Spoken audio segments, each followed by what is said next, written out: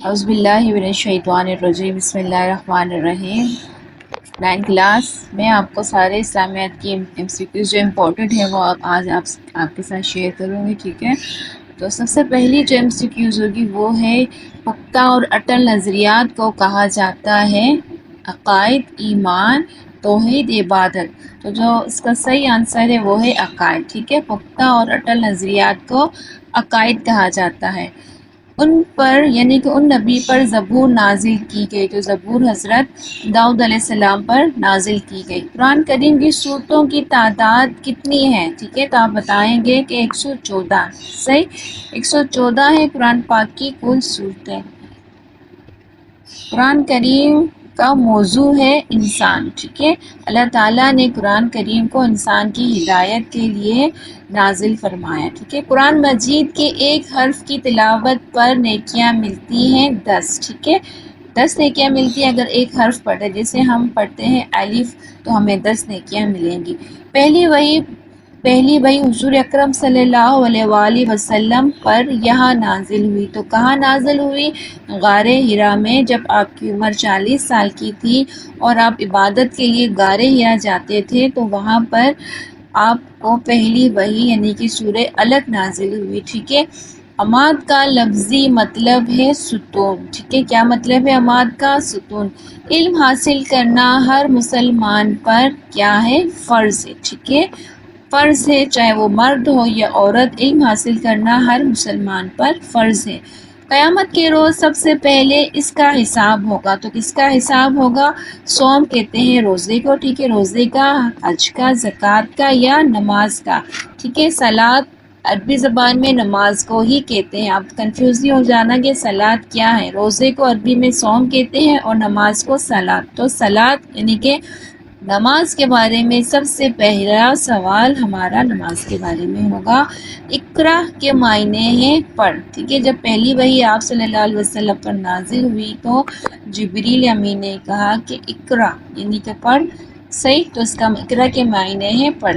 عربی زبان میں لفظ ختم کے معنی ہیں کیا؟ شروع کرنا، چھوڑ دینا یا مہر لگانا۔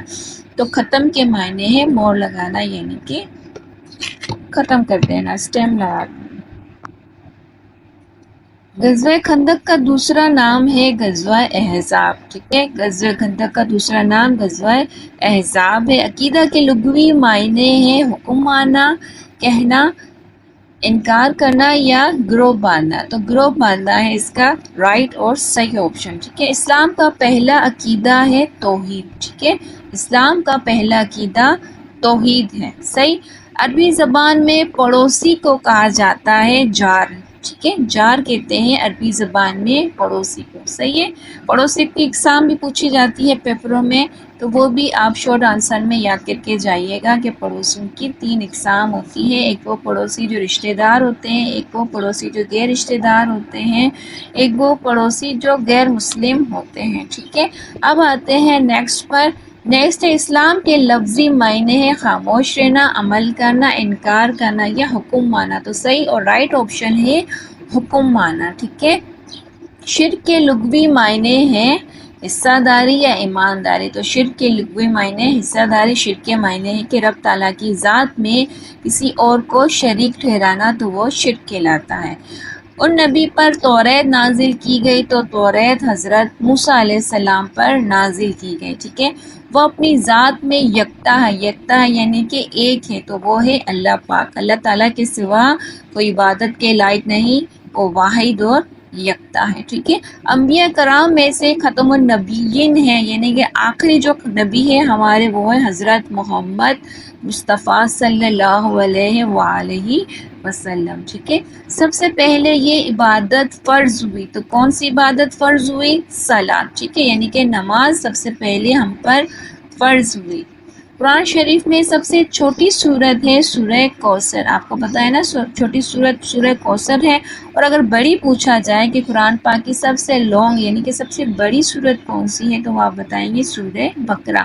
یہاں چھوٹی سورت کا پوچھا جا رہا ہے تو آپ سورہ کوثر بتائیں گے، رائٹ؟ اللہ تعالیٰ کی طرف سے بھیجے گئے انبیاء کی تعداد ہے تقریباً 1,24,000، ٹھیک ہے؟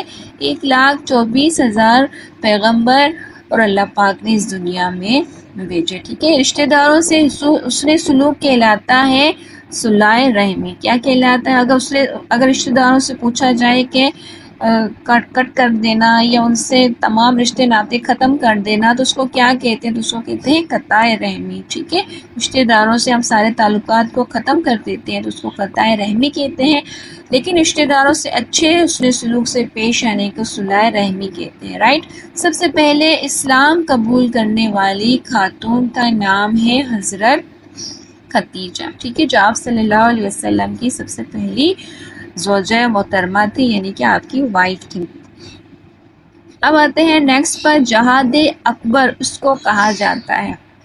جہاد بن نفس کو، یعنی کہ اپنی نفس کے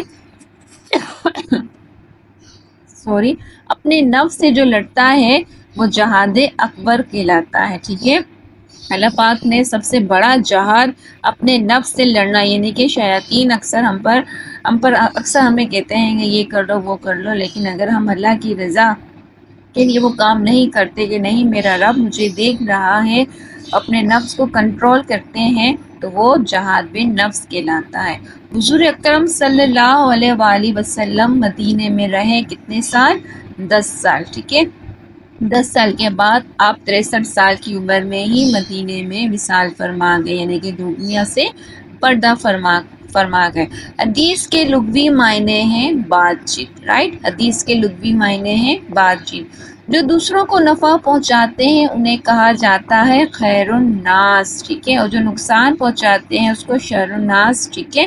لیکن یہاں پوچھا جا رہا ہے نفع پہنچانے کا، تو آپ خیر الناس، ناس عربی میں کہتے ہیں انسانوں کو. ٹھیک ہے.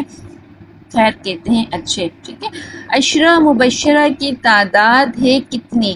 اب آپ بتائیں عشرہ مبشرہ ہوتے کون ہیں؟ تو عشرہ مبشرہ وہ ہوتے ہیں جن کو رسول پاک صلی اللہ علیہ وآلہ وسلم نے دنیا میں ہی جنت کی بشارت دے دی تھی کہ آپ سب جنتی ہیں. ٹھیک ہے. تو ان میں سے 4 تو وہ ہیں جو خلفائے ہمارے راشدین ہیں، جو حضرت ابوبکر صدیق ہیں، جن میں حضرت عمر فاروق ہیں، حضرت علی رضی اللہ تعالیٰ عنہ ہیں، اور حضرت عثمان غنی رضی اللہ تعالیٰ عنہ ہیں. یہ 4 خلفائے راشدین ہوگا. باقی جو 6 ہیں وہ 6 میں آپ کو کمنٹ میں اگر آپ مجھ سے پوچھیں گی تو میں لازمی بتاؤں گی. تو ٹوٹل عشرہ مبشرہ کی تعداد ہے 10. ٹھیک ہے. رائٹ آپشن ہے 10 کا. تو میرے پیارے بچوں، اس 9th کلاس یہ جو تھے یہ 30 MCQs میں نے آپ کے ساتھ شیئر کیے، اور یہ یاد کر کے جائیے گا انشاءاللہ عز و جل. میری دعا ہے کہ اسی میں سے آپ کا پیپر آئے اور آپ یہ کر کے آئیں. ٹھیک ہے. اللہ حافظ.